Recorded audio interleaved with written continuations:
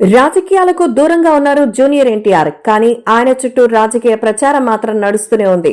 ప్రస్తుతం pan India star గా ఎదిగారు తారక్. రాజకీయాలపై అసలు దృష్టి పెట్టడం లేదు. రాజకీయ వేదికలు కూడా పంచుకోవడం లేదు. పూర్తిగా సినీ కెరియర్ పైనే దృష్టి పెట్టారు. గతంలో అడపాదడపా అయిన రాజకీయాలకు సంబంధించి వ్యాఖ్యలు చేసేవారు. కానీ ఇప్పుడు ఆ పని చేయడం లేదు. తాజాగా ఆయన నటించిన పాన్ ఇండియా స్థాయి సినిమా దేవర వసూళ్లలో దూసుకుపోతోంది. ముఖ్యంగా హిందీలో విపరీతమైన ప్రభావం చూపిస్తోంది. భారీగా వసూలు రాబడుతోంది. 3 రోజులకి ఈ సినిమా 304 కోట్ల రూపాయలు వసూలు చేసింది.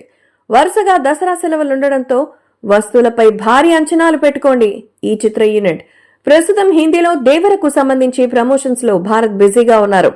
దేవర సినిమా ప్రమోషన్ లో భాగంగా నేషనల్ మీడియాకు ప్రత్యేక ఇంటర్వ్యూ ఇచ్చేందుకు తారక్ ప్రముఖ జర్నలిస్ట్ కపిల్ శర్మ తారక్ ని ఇంటర్వ్యూ చేశారు. ఈ క్రమంలో ఏపీకి సంబంధించిన ఒక రాజకీయ ప్రశ్న ఎదురైంది. మీ కుటుంబంలో నటులతో పాటు రాజకీయ నేతలు కూడా ఉన్నారు. మీకు సినిమాలంటే ఇష్టమా, రాజకీయాలంటే ఇష్టమా, రెండో కెరియర్ ఉందా అని అడిగేసరికి తారక్ తనదైన శైలిలో సమాధానం చెప్పారు. తాను మొదటి సినిమా చేసే సమయానికి 17 సంవత్సరాల వయసని, మొదటి సినిమాకి నటుడిని అవుదామని అనుకున్నాను. తాను ఇప్పుడు రెండో ఆప్షన్ గురించి ఆలోచించలేదని చెప్పారు. అప్పటి నుంచి తాను నటనపై దృష్టి పెట్టారని తారక్ బదులిచ్చారు. మీ అభిమానులు ఓటర్లుగా మారుతారనే ప్రశ్నకు సైతం తనదైన శైలిలో చమత్కరించారు. అభిమానులు సినిమా చూసేందుకు టికెట్లు కొనుగోలు చేసి వస్తారని, వారు ఓటర్స్ గా రారన్న విషయాన్ని గుర్తుంచుకోవాలి అన్నారు తారక్. తన కోసం లక్షల మంది టికెట్లు కొంటున్నారని, అందుకు తనకెంతో సంతోషంగా ఉంది అన్నారు. ఇంతమందిని కలుస్తున్నందుకు చాలా ఆనందంగా ఉంది అన్నారు.